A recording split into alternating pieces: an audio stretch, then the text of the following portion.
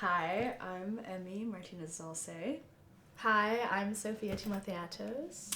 and we're here to do an Actors on Actors Yay. for The Outstanding Spider-Man. Mm-hmm. Yeah. Okay, let's go for it. How are Sorry. you? I'm good. How are you? Good. Tired. Tired? That makes sense. You've been working a lot. You have been too. You're going Well, I just back feel and like, forth. yeah, but you have two roles, right? You're an actor, but you're also the director. And this is like your baby, this project. Yeah. So you've been doing like a lot. And I see that on set.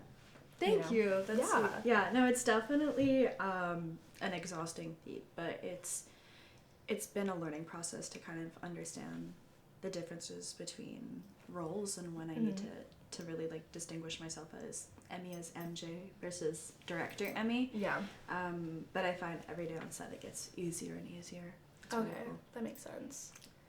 I'm curious though about your process. Oh gosh, my process? With Gwen, how did you get the Okay. role? What's did the the story? role? Because I don't know. Okay, well, I can start from when if we like want to go back, when we were at Justine's party. Oh hell yeah. And and you were talking to me about this project. I thought it was like the coolest thing ever because I love Spider-Man, right? And I was like, if there's any way I could be a part of it, let me know. And then fast forward 2 months, I think, you put out a casting call for different characters. And I auditioned for Liz and Sally. Yeah. Yeah, do you remember that? Okay, so I sent in like 2 self-tapes for that. Yeah. Okay. Yeah. And I did like a Mean Girls monologue, which I think like everyone did for Liz. So, like, I got it, right? But now Liz is played by Tasha, who's great and amazing, and I wouldn't have it any other way. But yeah, I was gonna be Liz, and then some, I guess I don't want to say like scheduling. Yeah, there was conflicts? scheduling things. Happened, and then I got a FaceTime one time in Toronto in my dorm. You're like, do you want to be Gwen? And I said, hell yeah, because I'd be crazy to say no. And I mean, after that, I just kind of was launched into this awesome project that I feel very lucky to be a part of. That's sweet. But Yeah. I actually, like, hearing you say that was kind of like, oh my god, because I forgot about the party. I completely forgot that was an interaction. I forgot about the self-tapes, but I remember your self-tapes, like, our casting team was really impressed about them, and we saw, like, a lot of Gwen energy there. Yeah. And a lot of people that had auditioned with scenes from The Amazing Spider-Man with Gwen, whether it be for Liz or Sally. But even though it was like a Mean Girls monologue or something else, like we really saw that like presence, and I think you bring a lot of the warmness that like Emma Stone brings to the role. Thank you. So I remember thinking like, oh my god, like she would have been a great Gwen, like that would have been really interesting. Really? So you thought like even from back then? That's crazy. That's wild. Yeah. Thank you. That's like such a compliment. Yeah, I was like a little nervous taking on the role just because I don't know, Gwen and MJ, I just never really knew how to navigate their like dynamic, if that makes sense. You know what I mean? Because I find, well, your MJ is different from a lot of the MJs that have been like put out there, especially in like live action. I'm just curious, how is your portrayal different from what we've seen? And how is it kind of adapted from the comics? I think a lot of the live action MJs have kind of claimed to be kind of like comic accurate takes on the characters, and I think if people don't read Spider-Man comics, they might interpret our MJ as like the different one, or the one that kind of has like a different story, because she's expanded beyond like the love interest aspect. Like I really wanted to dive into her family situation, her relationships in her life that kind of drive how she interacts with the world. But really I wanted to do something that paid homage to that character, because I think she's a really interesting love interest to Peter just based on how different they are. She's incredibly popular and relaxed and confident and very unapologetic, but all of that is a mask for what really is going on. And I think how that kind of almost relates to Peter and his experience as Spider-Man, where he's a lot more like quippy and charismatic. Like I really think they have that in common. So I really wanted to do my research, the original comics, and see what she was like then when she's really not so serious. Yeah, no, I like definitely see that. And okay, this is a costume question I wanted to ask you, just get out of the way. I remember when you first started filming, you had your natural hair, you dyed it red, right? So why did you switch over to the wig? Like, I need to know. The iconic wig. Yeah, in some of the early test footage, I dyed my hair. That was so expensive. Yeah. And the upkeep, because I'm naturally like a really dark brunette, which meant that like anytime we shooted for continuity, I would need to like, get it professionally done. Okay, that makes sense. So my hair wouldn't like fry off. So I did it for like a year as we were writing the script, as we were doing chemistry reads, screen tests, just to kind of like really connect to that character, because costumes, makeup, and stuff are really how I get into characters, so kind of finding her through that. But once I had really like understood what I needed to be, to like be her on set, I was like, this is going to be impossible to sustain. So we got a great wig and we styled it. And now I don't have to dye my hair every so often. I love that. And then I cut all my hair off. Yeah. Because it's a lot easier to put a wig on. Well, you would know. Yeah. Yeah. Long hair makes wigs. Yeah. A lot harder. Worse. Yeah, believe me, I know. Well, I was going to ask, like, what part of you, when you get ready, when do you truly feel like MJ? Eyes. The eyes? Like, okay, I wasn't expecting that. Because I do, like, the really, like, base foundation, the blush and everything, but I find, like, when you and I are, like, getting ready together in the back, like, I find the second we do, like, the eyeliner and lashes, we look very cartoonish. Yeah. And it's not something that you see a lot, like, on the daily, like, the white eyeliner at the bottom, the, like, little fake lashes and stuff. And, like, that with the wig, I'm, like, when I see you, I'm like, oh, that's Gwen Stacy. Like, well, I feel the same way. It's, like, also, I like the difference in our eyeliner. Yeah. You know what I mean? It's, like, those little details that you think of. Yeah. That really, you know, bring Gwen Do you think, like, were you thinking about her in those terms, like, when you were given the role? Like, what was your preparation? Mine was, I did a lot of research on her background. The thing is that she's been around for so long that there's so many different storylines with her that I wanted to find a few consistent traits and qualities. But I feel like, I don't know, I used to have a bit of a difficult time kind of seeing how she was with different people and different characters.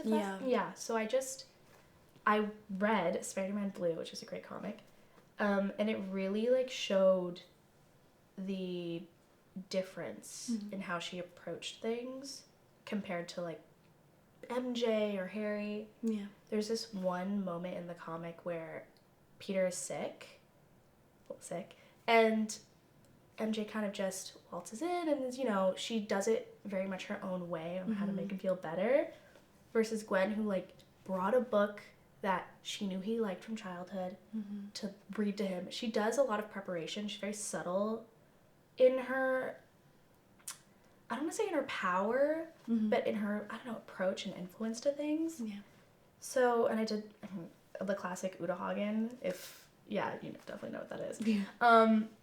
And yeah, I just listened to a lot of different music that I think she would listen to. I didn't watch any Spider-Man movies. I was like, I do not want to copy Emma Stone. Yeah, you know what I mean? But I had watched it a long time ago, so it was a little bit in the back of my head. I don't know if you felt that way with Guns, but I know a lot of actors, like when they're playing like a rendition of a character or another adaptation of it, they'll stray away from it for their process. But because of the director roles, like, I really wanted to make sure that what the project that we were, like, writing and working on, like, Jonathan and I, that it wasn't a replica, and that we were bringing something new to the table. But I also, like, really, like, I watched every single Spider-Man movie ever. Okay, wow, that's and amazing. Was dissecting, like, what are the elements of this that stick with me? What are the things that work? And how can I do that in a way that feels true to these characters, but like through my lens of them. So I rewatched them, and I try not to pay too much attention to the acting of like MJ's characters.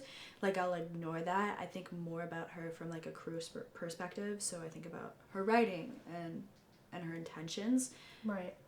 Just because if I just focus on her, like particularly Kristen Dunst, I'm afraid I'll do like You'll an just, impersonation because she's so iconic. Yeah, and she really is.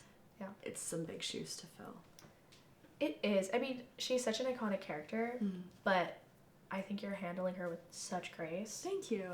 More grace than I think we've seen before.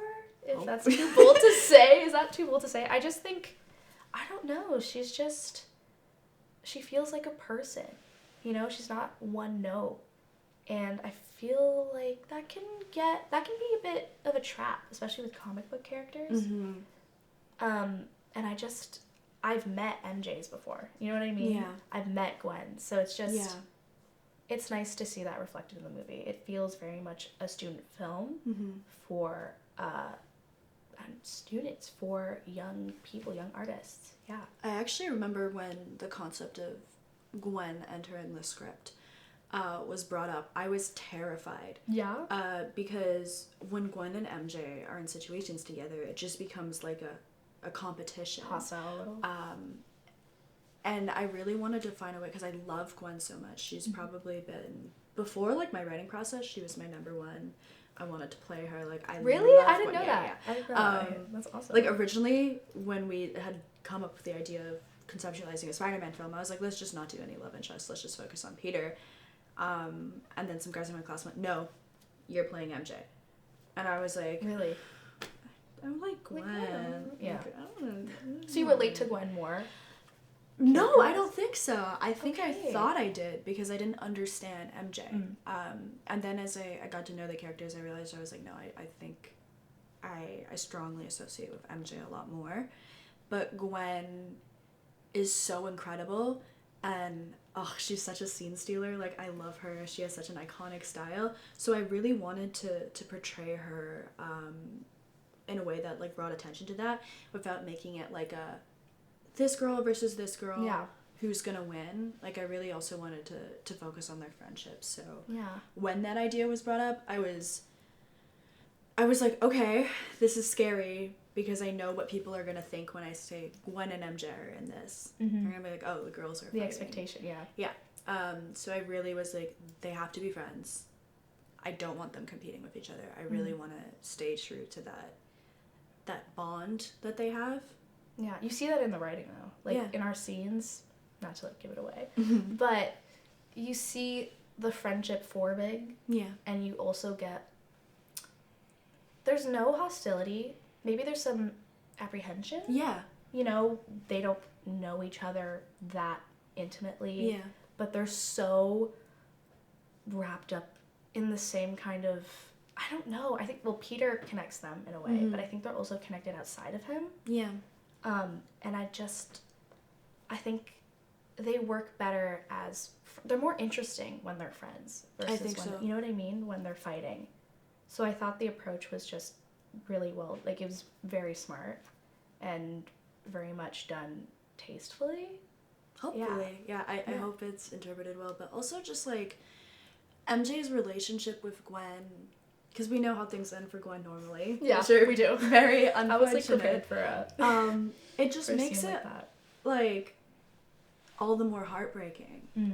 Because you really see how Gwen is a person, and she has relationships. She's not just a love interest. She's not just the great first love. She is so much to so many people, and seeing how that shapes a lot of their personalities and how they continue is really interesting to me. Yeah, I like that she's not just motivation for Peter. That her, death is very much a tool for his character development. Yeah. And I'm just like, I love that we're kind of, maybe not over that, but giving her a chance to just be someone outside of him. Yeah. So I love that. And I don't know, would you consider your MJ, I like that she's complicated in the sense that not just the inner and outer conflict she's dealing with, but because she's friends with Liz and Sally, right? Yeah. So she's not completely, not innocent, but just, she has her faults. She's friends with some mean people. Yeah, I think I think that's a defense mechanism. And like with Liz and Sally, I think they're great.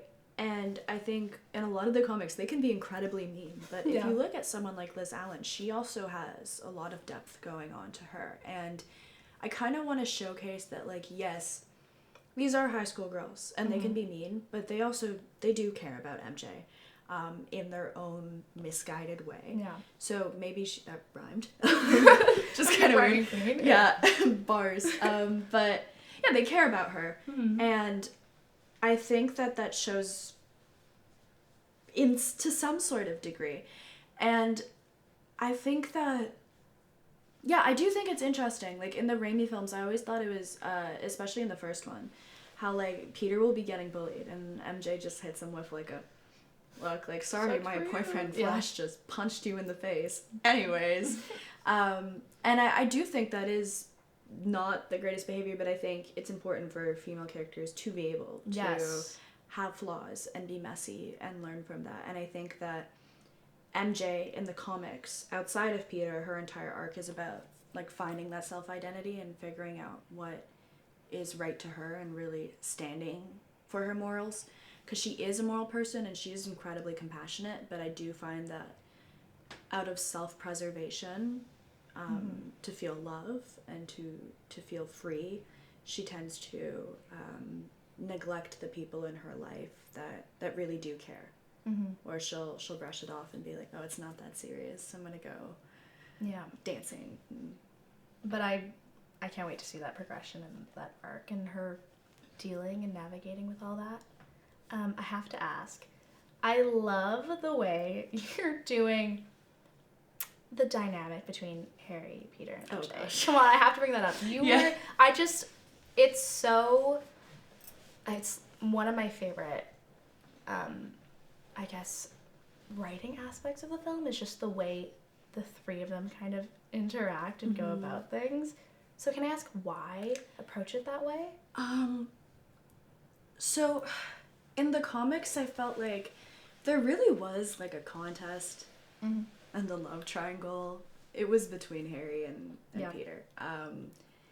Because, like, Gwen and MJ are besties. Like, they don't really care. If one of them is with Peter, the other one doesn't really care at the time. They're confident enough to know that it's, like, if it's gonna happen, it's gonna happen. Yeah.